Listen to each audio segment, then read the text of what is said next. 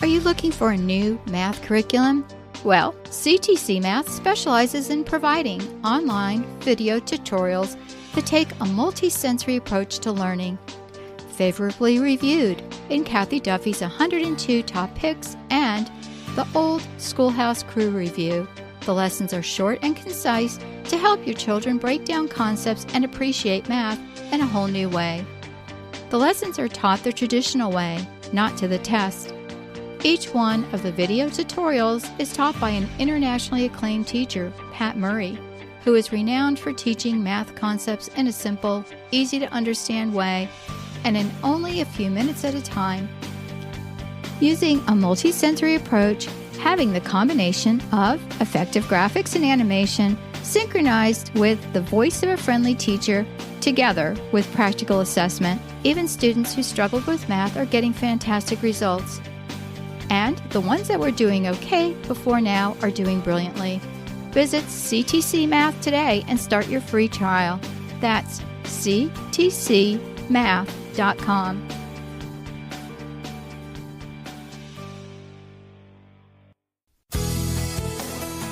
This is a production of the Ultimate Homeschool Radio Network. Welcome to the Vintage Homeschool Mom Show. Your host, Felice Gerwitz, is an author, a publisher, and your radio show host. She will encourage, educate, and inspire you with answers to your most pressing questions, from homeschool, marriage, parenting, and much more. Felice loves to equip moms to live a Christian life because every moment counts. Be sure to visit her website at mediaangels.com. And here's your host, Felice Gerwitz.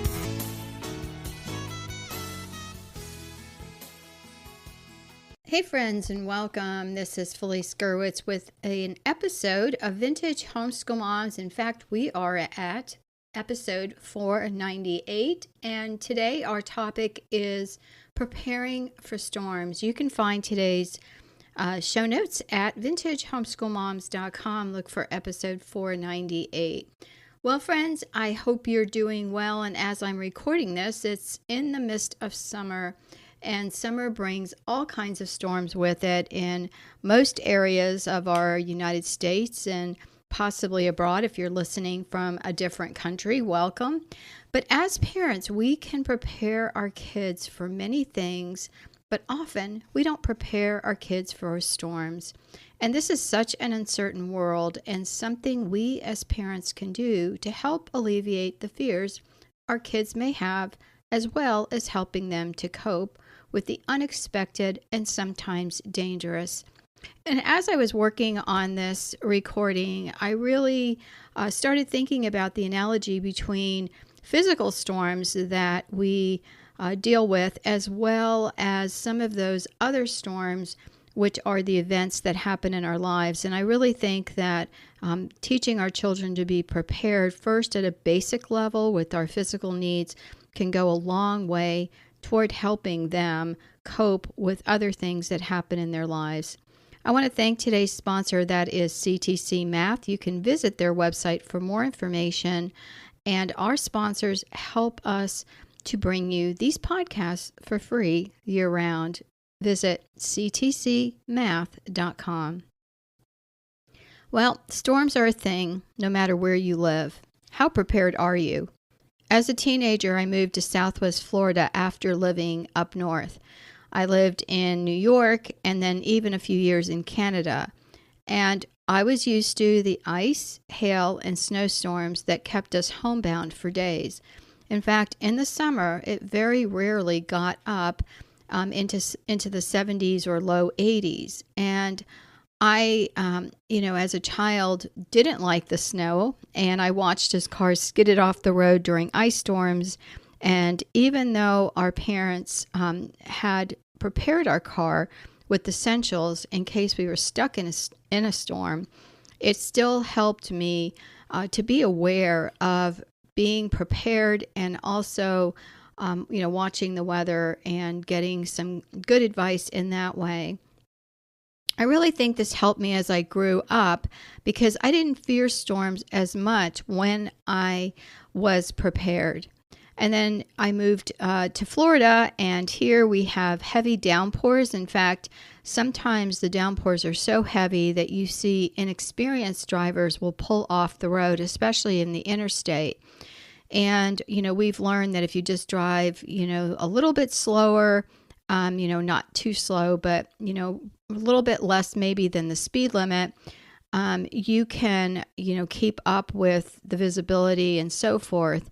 But if you're not experienced and you don't know what to expect, then pulling over is probably the best thing. And so when you're prepared and you know what to expect, then it helps. Early spring and summer here are a totally different story because we had, a near brush with a tornado for the first time ever. Not that this area doesn't get them, but one barreled down our street and hit a few houses, but missed ours. And this was about a year ago. And then there's been plenty of hurricanes that we've had to prepare for. And our previously very wooded acreage is now bare, and we have a roof that needed to be repaired after the last storm hit. So while we are keeping track of things that go on, we still need to be prepared for the unexpected. And sometimes you just can't be prepared, right? But when you have children, it is important to let them know, what you can do and what you can expect to do in case of a storm. I know for those of you who have tornadoes, there is possibly a safe room you go into or, a closed off bathroom that you go into. The same thing here. When we have storms, we stay away from windows. We are blessed downstairs anyway. We have impact glass windows, but that doesn't mean that they can't crack, if something hits it really hard. So, safety is important, and letting our kids know that, that there are things that we can do and steps we can take, and that goes a long way to alleviating not only our stress, but theirs. The other thing, too, is our kids will pick up if we're upset and worried. They will know it. And of course, there is a need for concern. And being honest with your children and listening to their concerns is one way to alleviate anything that may happen. Of course, there are no guarantees, but when it comes to preparation, we can do that ahead of time. And involve your kids. Allowing kids to help will make them feel productive and part of the family. As a homeschooler, we turn storms into science lessons. My kids used to say, "Mom, you will find a lesson in anything," and that's true. We studied the origination of storms. We picked up hurricane tracking maps from our local, even grocery store had them, and listened for advice from the authorities. The children learned so much about upper lows and fronts and storm surges. Something new that we get is we get big gusts of the Saharan desert, sands and winds and the sand, which I thought, gosh, that has to be bad, for the environment and the climate. But actually, it dissipates storms. We had 2 storms out in the Gulf and out in the Atlantic, and it was amazing because these sands come through and just kind of break things apart. So, the last hurricane that hit had a record storm surge, and we kept hearing about storm surges, and that again was something we had not heard about. And we're not right on the water. We live close to it, but, we kept hearing this thing about it. And oh my gosh, the storm surges really wiped out, most of the smaller homes in Fort Myers Beach, close to where I live. So, there's so many times when the best thing to do is to evacuate and to listen to the authorities and do that. We've had to evacuate a couple of times in past years, and truthfully, we just turned it into a vacation. We visited family up in the Tennessee area, and the children weren't concerned. If you are going to evacuate, that is something you need to do as early as you can, because getting stuck in traffic and running out of gas is not a good thing. So, these are things that we're concerned about, things that we talk to, our spouse about and try to get a handle on. And just a few things, a list that I've used in the past is looking at the storms that happen in your area and knowing when the season is. We know when our hurricane season is, and just keeping an eye, maybe an extra eye on the weather if you have a weather app. And then the second thing I look at is, do I have the necessary supplies to withstand a power outage? Because that's going to be pretty much the first thing that's going to go is our electric. The third is, what non-perishable foods do I have on hand? Again, another thing that is helpful in case you don't have power. And then I make a list of the things that I need, such as flashlight batteries and backup power chargers. These things are helpful. And then we check over our list of supplies weeks before whatever season begins. And one of the things that we have on hand that we added after our first couple of years was generators that we actually can plug into our power panel in our home. And that was probably the best use of an electrician that we've ever paid to come to our home and get that set up for us, so that when the storm is over, we're able to run a generator outdoors and run those lines into our power grid, of our home, and be able to run just the essentials. And then what does your list look like? What kinds of things do you need? Again, another activity for your kids is just asking them, make a list of the things you think you need when you have a storm, and watch what they put on that list. It's really funny. I had one of my little ones put down candy bars was an essential in his mind. And something we didn't even have that often, but I thought that was kind of funny.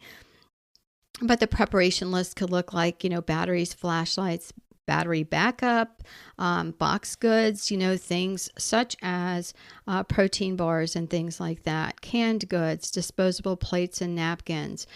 Put water in the tub. Our water is from a well system, which is hooked up to electricity. So at some point, you're going to run out of water if the electric's out. And so that is, again, something that we do. And then another power source would be a generator, which only can be run outdoors unless you have a whole house generator, which is a blessing if you do.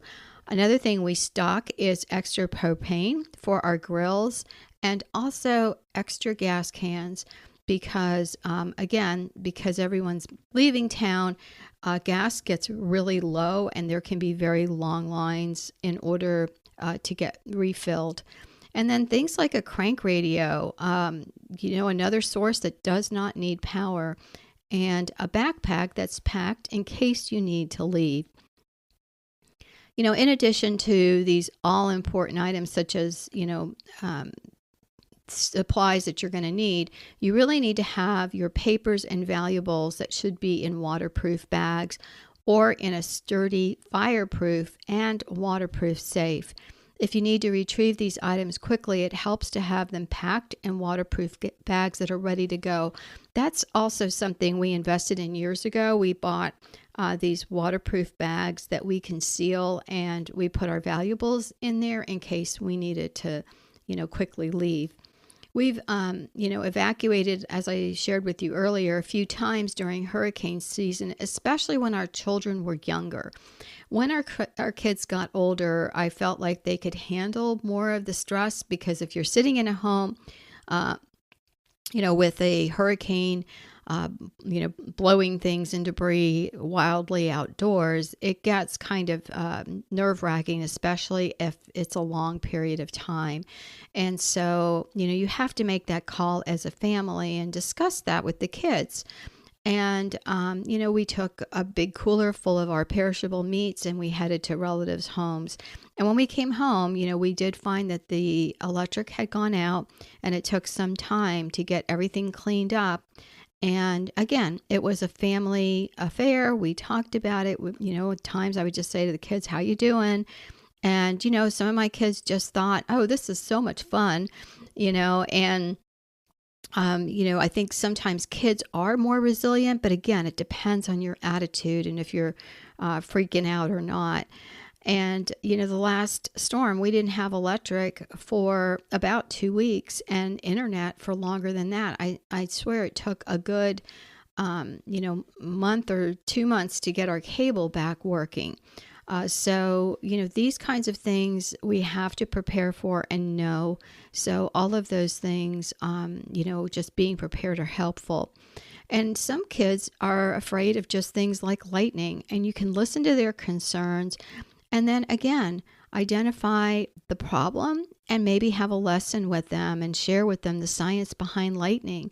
Explain that thunder causes lightning and light travels faster than sound, and we can see the flash before we hear the noise. And when we hear thunder, it's too late. We need to get indoors immediately. So there are weather apps you can get on your phone, and my grandkids are used to asking their mom, where's the lightning when they see a storm, because they want to go back swimming and they have to make sure that the lightning's far enough away. And then look at the storms that are in your area. If you have tornadoes, then you must have an evacuation plan in place. And do your kids know what to do in case of emergency? This can also be if there's a fire in the home. Where do the kids go? At one point, when I had 2 children that were in the upstairs bedrooms, we made sure to have all of our, fire equipment working really well, such as smoke detectors and so forth. So they knew that in an event they couldn't get downstairs, that there was a window in the bathroom that they were able to climb on the toilet, and they could easily climb up on the roof. So you need to have that discussion. And at this point, my kids were older teenagers, so I was, comfortable leaving them upstairs. But again, do you have a fire evacuation plan? Do you know what to do in case of an emergency? My children were a little bit on the strange side in that they treated storms like a big adventure, and I did not share their sentiment, but although I tried to keep my freaking out internally. My husband knew that I did not like storms. I mean, who does, right? But having kids who were excited rather than frightened was very helpful. And my daughter, now a young adult, weathered the last storm here with us. My other adult daughter with her kids stayed in their home because their home is really secure. And my one daughter lives a couple of hours north of us, and that was where the storm was predicted to hit. So she traveled south to stay with us, and the storm didn't hit the northern portion. It hit us harder. And so, you never really know exactly where the storm is going to go. You just do the best you can. But her area was without electric for a while. And then she was here to help us, clean up and everything. So it all worked out. So when children are smaller, it's a good idea to let them see the real world and not shelter them totally. That doesn't mean we go and show them devastation or pictures or start watching the news stories on air. I have to tell you that the biggest blessing was we didn't have cable, so that we could not see the devastation in our area, because later when we were able to drive around, the beaches were off limits because they were only letting residents back, and even that was after a period of time.